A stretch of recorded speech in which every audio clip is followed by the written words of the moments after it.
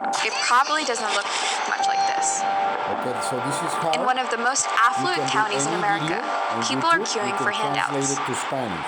of diapers. Right now it's into English. You can go to CC. Good morning. Do you have your ID? Thank you. We've had clients come to us that have said, I've rinsed out a diaper and I've reused it. I've turned a diaper inside out and I've reused it. Sometimes I've left my child in a diaper for far longer than I should have. There is no government support in America to help pay for diapers, and many poor families struggle to afford them. America is the richest big country in the world. Its unemployment rate couldn't be much lower. So why does it have so many people living in poverty? It's being recorded into Spanish, thanks to the Lord.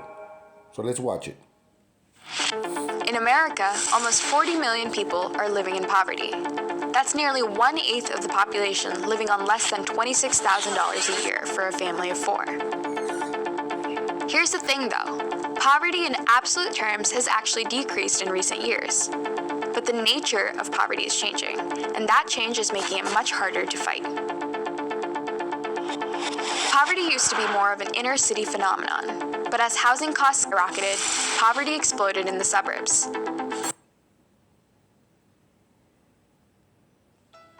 Are you a low-income American on food stamps or Medicaid? If so, you are now eligible to receive a free brand new smartphone with 25 gigabytes of free high-speed data, plus unlimited talk and text. Join over 5 million Americans on this new nationwide government program. There are no credit checks, no shipping costs, and absolutely no monthly bills. Click on the Start Now button to begin the 2-minute enrollment process.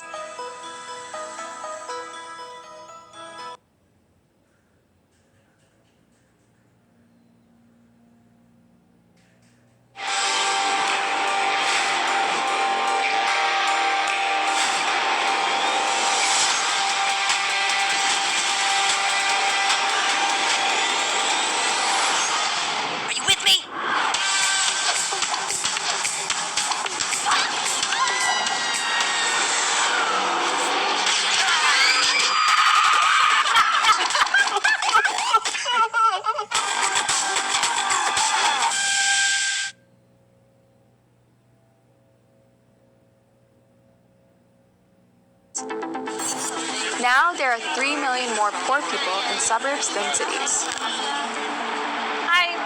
Yet suburban counties spend 1/10 as much to support poor residents as urban counties. Which is why some residents of Lake County, Illinois, depend on charity handouts for diapers.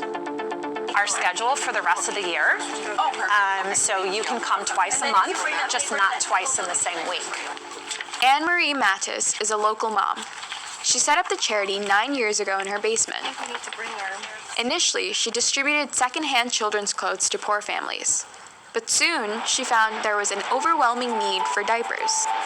Diapers cost $70 to $80 a month per child, so that's an expense that many families struggle to afford. I can help you snacks. You're welcome. People are faced with, not only a diaper need, but hunger, homelessness. It's very prevalent even here in what's considered a wealthier community. All right, you're all set. Have a good day.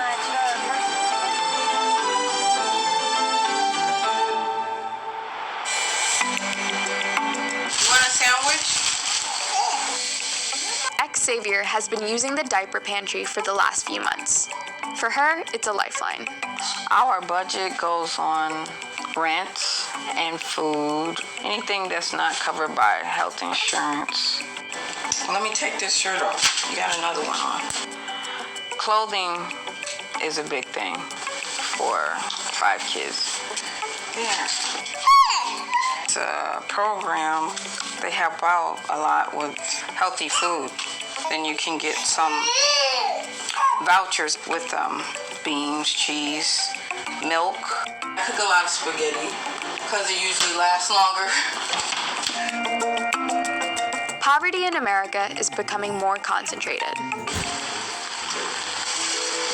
we know that the effect of being poor and living in a poor neighborhood is much worse than being poor and living in an integrated neighborhood, especially for children in terms of the kind of school that they go to or their exposure to crime. And it's children who are affected the most. 1 child in every 6 in America is poor. I see other families and they're out enjoying this and they're at the mall or they're at these events. My kids ask and I have to keep saying we can't. How did it come to this? To understand, we need to go back to the 1960s. President Lyndon B. Johnson went on a poverty tour of America, and he was so shocked by what he saw, he launched an ambitious plan. And this administration today, here and now, declares unconditional war on poverty in America. That war involved an array of programs designed to create a safety net, many of which still exist in some form today. These included expanding both the cash benefit for the elderly, called Social Security, as well as food stamps, which help poor families buy food. And largely, they were successful. If we look at the data, without the safety net programs, roughly the same number of Americans would be as poor today as they were in the 1960s. But if you include the effect of the safety net programs, that number comes right down. Elder poverty in the 1950s was a huge problem. But along the way, Social Security hugely reduced the amount of poverty among the elderly. Sounds good, but not if you compare America's efforts with other wealthier countries.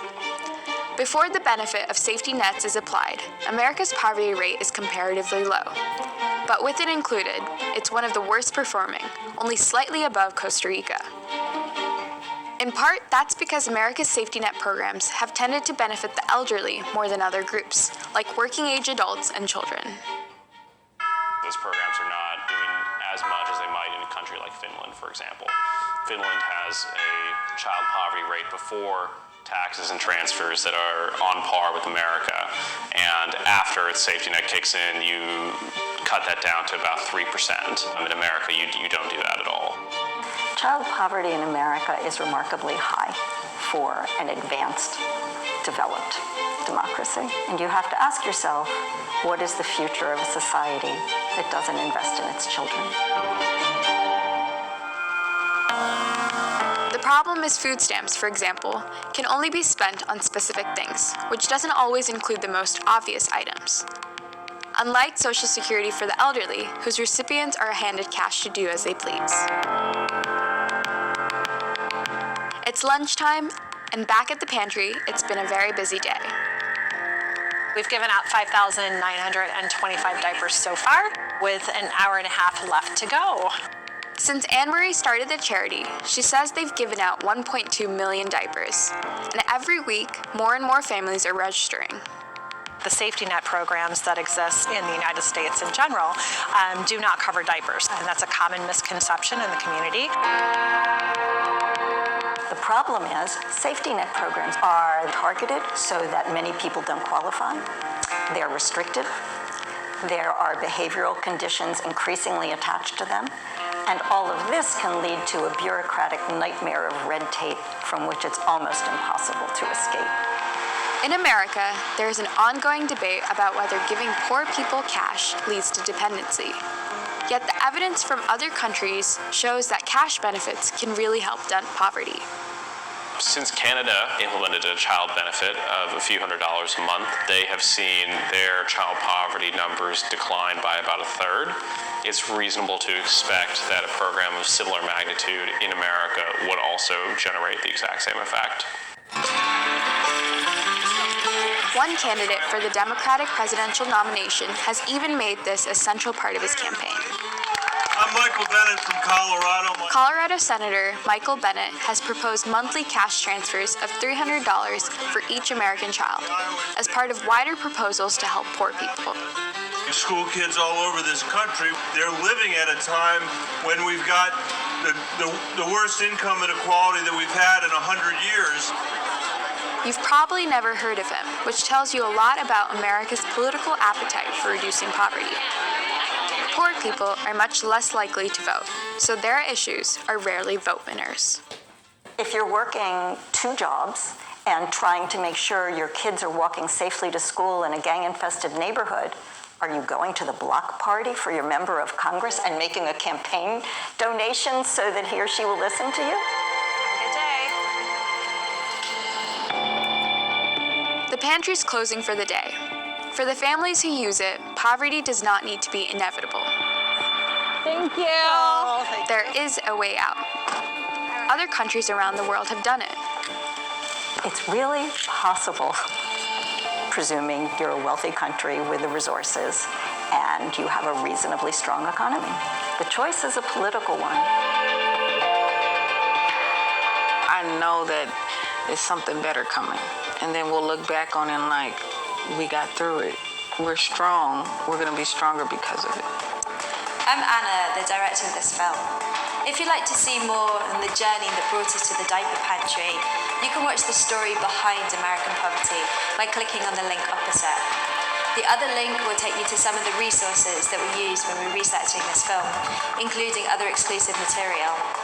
Don't forget to subscribe so you can see all of our latest releases. And if you hit the bell button, it will notify you whenever we post a new film.